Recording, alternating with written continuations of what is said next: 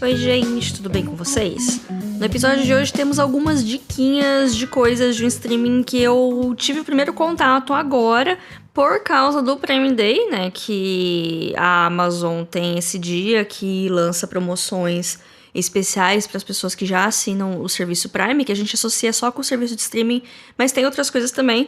Esse episódio não é uma publi, não tá sendo pago, inclusive eu gastei muito dinheiro nesse dia e, enfim, não quero nem começar a falar sobre isso. Mas entre as ofertas também tinham promoções dos canais que existem dentro do Prime Video, né? Pra quem não sabe, tem o serviço de streaming do Prime Video e lá dentro tem alguns outros canais à parte que você assina por um preço a mais, que nem a Stars Play, que eu comentei aqui em algum momento. Eu sei que eu fiz um post no Instagram da nossa página, inclusive sigam lá a gente, @femi.da.semana. E durante o Prime Day teve promoção de 50% na primeira mensalidade de alguns desses streamings. Eu peguei o MGM, que eu não assisti quase nada até agora, eu só vi um filme que vai ser o tema do episódio da semana que vem, fiquem ligados. E assinei também o Paramount Plus, que além de ser um canal dentro do Prime Video, ele também tem um serviço streaming à parte. Eu não sei se é diferente, o preço pareceu ser igual. Não sei se o catálogo tem mudanças, mas eu assinei o que tá dentro do Prime Video e é isso. Eu assisti algumas coisas, eu achei bem interessante, assim, o catálogo. Não vou assinar mais, porque o preço normal dele acho que é R$15,90, eu tô pagando 7 alguma coisa na promoção. Não vou pagar mais porque, sei lá, eu sou pobre, gente, e eu vivo de oferta, basicamente. Mas eu vou separar aqui o episódio em duas partes, uma parte dando uma visão geral do catálogo e uma segunda parte dando 3 dicas de 2 séries e um filme que eu assisti lá. Então vamos lá, gente. O catálogo em si não é muito gigante, não parece ter muitos lançamentos super frescos, eu sei que isso é meio importante para algumas pessoas, mas tem vários filmes que eu já assisti e gostei, tem vários outros filmes que me interessaram e eu quero ver se eu assisto até o final da minha assinatura, que é daqui a pouco, daqui a alguns dias. Mas eu reparei que o carro-chefe dele é The Handmaid's Tale, né, a série lá do Conto da Aia. Eu só assisti a primeira temporada na época que ela saiu, que tava todo mundo falando, ganhando 1000 prêmios. Eu adorei, eu achei muito, muito boa. Mas eu não voltei pra assistir a segunda temporada porque eu ouvi falar que caía um pouco, tava muito violenta, violência por violência. Aí eu fiquei meio desanimada e nem voltei a assistir. Mas dizem que agora tá melhor, tá na 4ª temporada. Ela foi indicada pra várias coisas no Emmy, que inclusive saiu as indicações essa semana. Não sei se eu vou voltar a assistir algum dia, mas existe a possibilidade, eu fiquei curiosa pra ver. E o único jeito de assistir ela aqui no Brasil é pelo Paramount. No streaming também tem várias coisas que eu já lembro de ter visto no catálogo normal da Amazon, outras que eu também já vi no catálogo do Telecine. Então eu não sei, assim, às vezes até compensa assinar um Paramount em vez do Telecine por causa do preço, mas tudo depende do que você vai ver, né? A melhor dica sempre é pegar o período de teste e ver ver o que você acha, né? Porque cada um tem um gosto. Às vezes tem uns 3 filmes que você quer assistir e só tem lá, e aí você assina por um mês, depois você cancela e depois você volta a assinar daqui a um ano pra ver mais coisas, sei lá. Eu faço muito isso, assim, tirando a Netflix e a Amazon, eu não tenho mais nenhum outro streaming de estimação. Eu vou assinando pedaços de alguns outros pra ir assistindo umas coisas, depois eu cancelo, assino um outro pra variar. E também pra não ficar pagando 500 de streaming e não assistindo nada, né? No catálogo tem bastante coisa Nickelodeon também, tem os filmes do Bob Esponja, tem a série da iCarly, tem aquela outra da Ariana Grande de cabelo vermelho e muitas outras. Tem outras séries também, por exemplo, que eu conheço de nome, que eu sei que elas são famosas e renomadas, ou pelo menos eu ouvi falarem bem, como Damages, Deadwood, The Affair, De Férias com Ex, etc. Aliás, tem muitos desses realities tosqueiras da MTV lá também. Começando aqui o nosso bloco de indicações, uma das séries que eu queria falar hoje, eu já tinha assistido a primeira temporada no passado, por meios alternativos, meninas, e eu até comentei dela um pouco no episódio de previsões do Emmy do ano passado, que é Schitt's Creek, porque ela foi a série que arrasou, foi que levou todos os prêmios de todas as categorias de série de comédia no ano passado. Ela tem 6 temporadas no total e elas estão todas disponíveis no Paramount. A série é uma comédia bem tradicional, no formato de sitcom, mas sem a risada, graças a Deus. E conta a história da família Rose, que no caso, né, é o casal de pais e os 2 filhos que já são adultos. Eles são muito ricos e aparentemente a fortuna deles vem de entretenimento, então essa série me lembra muito Succession, da HBO, que também varreu o Emmy no ano passado, Mas Schitt's Creek é mais galhofa e as pessoas aparentemente se gostam mais, ao contrário de Succession, que todo mundo se odeia. Mas voltando aqui pra série, essa família, ela era super rica, mas aí eles perderam tudo do dia pra noite, meio que do nada, e a única propriedade que eles puderam manter é uma cidadezinha que eles compraram uma vez por brincadeira, porque nos Estados Unidos tem essas que uma pessoa ou uma empresa pode ser dona de uma cidade inteira, né? Mas enfim. O nome dessa cidade é a que dá título na série, Schitt's Creek, que em tradução livre seria algo como o Riacho de Cocô. E eles compraram a cidade só porque acharam o nome engraçado. Assim, traduzindo para o português, adaptando para nossa realidade, seria como se alguém comprasse a cidade de Rolândia porque achou engraçado. A família, ela é bem o estereótipo de gente rica sem noção, tem a filha Patricinha cabeça de vento, o filho que nunca trabalhou na vida e só gosta de roupa de grife, a mãe que é perua, mas em vários momentos esses estereótipos eles são subvertidos e as pessoas aparentam... Elas mostram muito mais de si mesmas, são personagens tridimensionais, com medos, inseguranças e momentos bem bonitinhos até.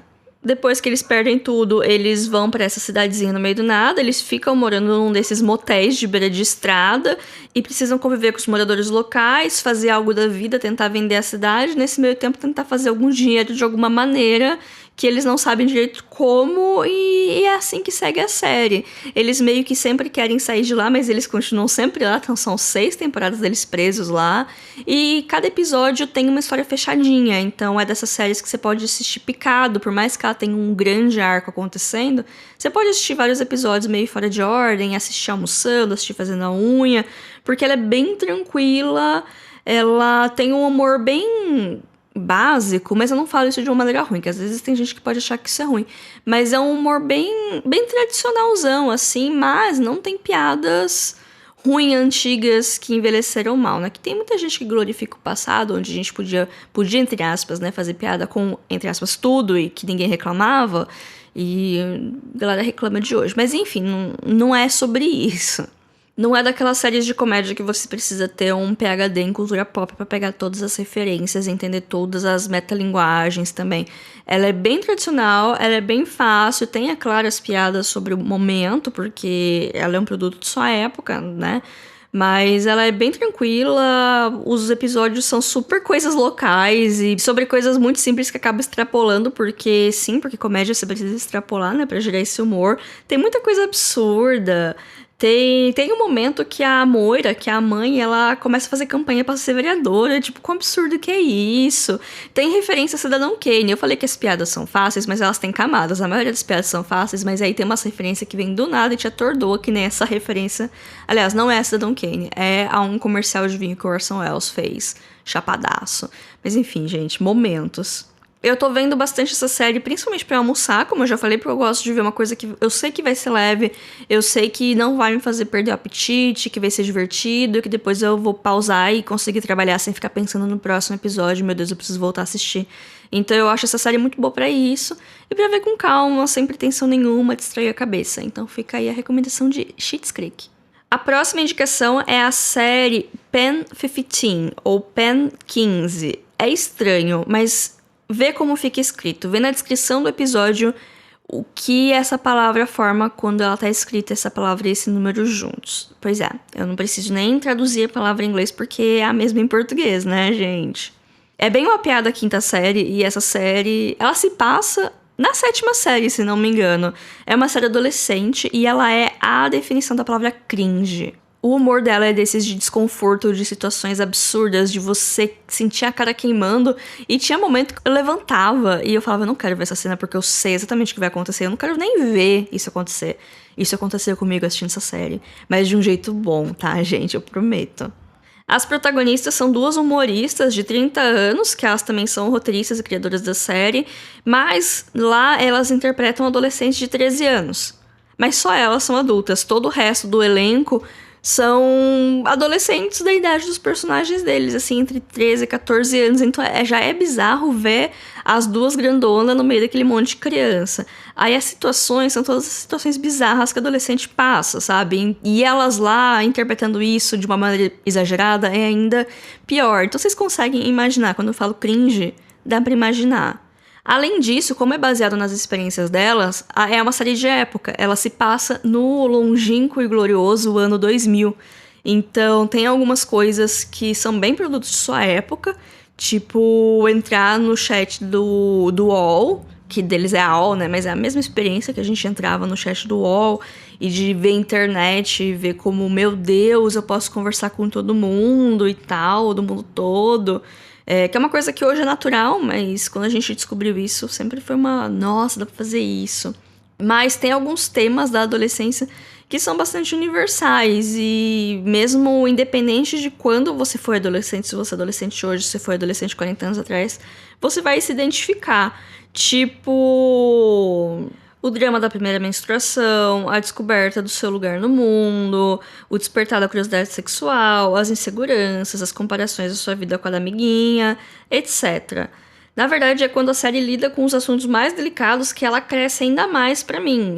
Principalmente o arco da separação dos pais de uma das meninas. Ele não é sentimental, ele não é cheio de discursos, ele nem é o foco principal da série. Ele é só uma trama paralela que acontece e que influencia muito na vida da menina. Mas eu achei que ele foi feito de um jeito bem interessante e bem real, por assim dizer, por mais que eu não tenha essa experiência de vida. Os episódios, eles também são fechados, episódicos, centrados em um tema que desenvolve, começa e termina nele mesmo, apesar de ter um grande arco central. Geralmente os episódios de final de temporada, eles são continuaçãozinha direta um do outro, mas no geral são histórias fechadas. E tem um episódio sobre xenofobia, até porque uma das protagonistas, ela é asiática, que eu acho muito bom, porque eu acho bom o jeito que elas percebem que a xenofobia está acontecendo numa microagressão, numa brincadeira, entre aspas, de adolescente. E como isso chateia uma das meninas e como a outra fica, meu Deus, eu não tinha reparado como o mundo era injusto e quantas pessoas será que eu machuquei. Tem um negócio um pouco do white savior com a menina loira, mas eu acho interessante o jeito que o tema é tratado e você percebe quanto que a outra tá magoada, por mais que ela fale, não, foi uma brincadeira, não sei o que tem, mas isso mexe muito com ela mesmo assim. Então, é uma série que ela tem esses momentos, eu não amei ela, eu me senti muito desconfortável várias vezes, eu dei risada em vários momentos, eu precisei sair da sala em outros porque eu tava com muita vergonha, porque foram situações que eu passei, sabe? Mas a hora que ela tem que lidar com os assuntos sérios, eu acho que ela lida muito bem. A série, ela tem 2 temporadas até agora, não tá finalizada ainda, eu não sei quando lança mais, mas até agora eu recomendo. Ela termina com um final de temporada, pode ter mais coisa, pode não ter. Tem esse gancho do grande será, que ninguém sabe o jeito se vai ter, se não vai ter. E ela sempre garante umas indicações tímidas no M, que foi o jeito que eu acabei conhecendo ela. Eu acho que eu vi no ano passado ela lá, eu achei estranha a fotinha do logo da série. E o nome também, que é um nome bastante peculiar. E quando eu assinei Paramount, eu vi que ela tava lá, eu falei, eu vou assistir, vamos ver qual é disso aqui. E foi interessante, foi uma experiência bem interessante. Então, fica aí a recomendação de Pen 15. Nossa última indicação de hoje é de um filme do ano de 2016, chamado Mulheres do Século XX. Eu lembro de ouvir falar desse filme na época do Oscar 2017, porque ele conseguiu algumas indicações pela cota de filme indie, que é um filme indie esse aqui. Mas eu não consegui ver na época, guardei comigo e consegui assistir agora justamente porque eu vi ele no catálogo. A Greta Gerwig tá no filme e eu posso afirmar que esse é um filme típico dela, então quem conhece sabe o que eu tô falando. Por mais que o título possa sugerir outra coisa, a história aqui é um coming of age de um rapaz, que é o filho da Annette Bening, que é uma mãe solo já há alguns anos, desde que o pai dele meio que abandonou eles. Acontece aquilo que sempre acontece. O filho adolescente está naquela fase complicada, onde é um misto de curiosidade pelo mundo, rebeldia contra o sistema, não saber lidar com todas as mudanças internas e externas que estão acontecendo e a dificuldade de se comunicar com as gerações mais antigas, no caso a sua mãe. Mãe e filho se distanciam, a mãe tenta buscar ajuda nas outras mulheres na vida do filho para entendê-lo melhor e melhorar a relação dos dois. As outras mulheres, no caso, são a Ellie Fanning, que é a melhor amiga do menino, eles são mega grudados, o rapaz ele é apaixonado por ela, mas ele não vê ele com interesse romântico. Ela é toda blasé, meio depressivo e tem até uns comportamentos meio autodestrutivos, mas enfim. E ela é mais velha que o menino, eles não estudam juntos, mas eles têm idade próxima, assim, acho que o rapaz tem 16 e ela tem 18, ou algo do tipo. A outra mulher da história é a Greta Gerwig, de cabelo vermelho, que é uma mulher de 20 e poucos anos que aluga um quarto na casa da família, então ela tá sempre por perto e ela é bem amiga do rapaz, até por ser descolada, fotógrafa, gostar das mesmas bandas e tal. É curioso notar como cada uma das mulheres está numa geração diferente e vê o mundo de uma maneira diferente, tem aspirações diferentes. E por mais que seja um filme de época que se passa no passado, essa diferença geracional, ela sempre vai existir. As gerações mais velhas sempre vão ter dificuldade de lidar com as mais novas, que sempre vão querer ser diferentes e mudar o mundo e achar que estão certas. Na verdade, cada geração acha que ela é a que está certa e as outras que estão erradas. Os mais velhos por serem velhos demais e quadrados demais, e os mais novos por não terem experiência de mundo o suficiente. É assim hoje, foi assim no passado e vai ser assim no futuro, gente. E esse filme, ele se passa nos anos 70, então tem bastante música punk, tem uma estética meio de Polaroid, umas transição de cena mais alucinógena e umas cores lindas. A parte central do filme é a relação entre mãe e filho e como as pessoas à nossa volta influenciam na nossa vida e na nossa formação. Assim como um bom filme indie, o foco aqui não são as ações ou os eventos, mas sim os diálogos e as reações. Então a gente não tem uma grande história com um grande foco e um grande plot twist, mas sim pequenos momentos das vidas desses personagens. Todos eles têm o seu lado bom, o seu lado divertido e o seu lado chato, o que é bem interessante, porque na vida real todo mundo tem esses dois lados. Eu mesma sou insuportável a maioria das vezes, eu não sei como vocês me aguentam. Mas enfim. Um elemento da narrativa que eu achei bem interessante é que tem alguns momentos que um personagem narra o passado do outro e tem algumas imagens mais ilustrativas e isso também ajuda a gente a entender por que aquelas pessoas são daquele jeito, o que elas já passaram e como isso influenciou nas atitudes que elas tomam hoje.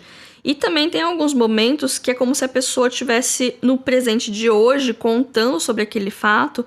Então a gente tem uns flash forward assim da história, que a gente consegue ver alguns destinos de alguns personagens alguns anos depois. É assim, de maneira meio aleatória, não é um spoiler da história, sabe? Como que eu posso falar isso sem spoiler? A personagem da Annette Bening fuma muito. Fuma muito, muito, muito. Aí tem uma hora que eles brigam porque ela reclama que ele não conversa com ela e que não sei o que tem. Aí ele reclama que ela tá se matando de fumar tanto. Aí corta pro narrador falando, de fato, ela acabou morrendo de câncer de pulmão no ano X. Aí, sabe, tem esses momentos assim que a história corta e entra o narrador, que geralmente é o menino ou algum dos outros personagens contando uma coisa como se ele estivesse no presente falando do futuro. Mas não é de um tom cômico, é um tom ligeiramente melancólico. Esse filme todo, ele é meio melancólico, porque ao mesmo tempo que ele é leve, ele é feliz, ele é divertido, ele tem esse negócio da gente meio que saber o que vai acontecer depois e que é melancólico, não é nem triste nem feliz. Tem esses dois momentos porque a vida é assim, a vida é cheia de altos e baixos, tem momentos muito bons, tem momentos não tão bons, e no final a gente faz um balanço e fica a gente olha pro passado com esses olhos meio de melancolia mesmo. Eu adorei o final do filme, eu fiquei bastante emocionada e ele não é nada demais, ele é justamente essa parte de olhar pro passado e contar algumas coisas que aconteceram depois e a gente sabe o que aconteceu com cada um dos personagens, assim, alguns anos depois que eles fizeram da vida e como se eles se manteram contato ou não, que algumas pessoas acabaram perdendo contato. Então é até interessante notar de como em alguns momentos da vida a gente é tão próximo de alguma pessoa e depois acontece alguma coisa e a gente perde contato e a pessoa vira um estranho. Enfim, o filme não é tão profundo assim. Como eu disse, é um filme bem episódico, assim, daquele momento, daqueles personagens. Ele expande um pouco em alguns momentos, mas é bem sobre o momento. E eu gostei muito desse filme, eu achei ele bem interessante, eu achei ele bem bonito. O pessoal gosta de falar que filme indie é pretencioso, mas eu achei esse filme bem de boa, na verdade. Ele tem os seus momentos de querer ser inteligente, mas na maior parte dos momentos eu achei ele muito tranquilo, muito gostoso de assistir, gostei muito. Então fica aí a recomendação de Mulheres do Século XX. Então é isso, gente, esse foi um episódio. Meu veredito final do Paramount, não sei, faça um teste aí e vê o que isso é pra vocês. Eu gostei do catálogo, eu achei que tem bastante coisa interessante, tem bastante série interessante. Eu vou ter que cancelar agora porque eu tô querendo pegar a HBO que tá com preço bom. Mas talvez eu volte a assinar no futuro por mais alguns meses pra assistir algumas coisas, depois cancelar, terminar Schitt's Creek, que eu acho que eu não vou conseguir terminar de agora. Mas fica aí a recomendação. Eu acho interessante fazer esse rodízio de streamings. Até pra picar, né? Pra não ficar com muita coisa acumulada. Porque agora eu tô com 4 streamings acumulados e eu não sei o que eu faço. Eu tô jogando Genshin ao invés de assistir as coisas. Então tá sendo essa a minha vida. Mas é isso, gente. Sigam a gente no Instagram, @filme.da.semana. Se quiserem falar com a gente por e-mail, é podcastfilmedasemana@gmail.com, que também é uma chave Pix, caso queiram colaborar com o nosso projeto. E até semana que vem. Fiquem bem. Tchau, tchau.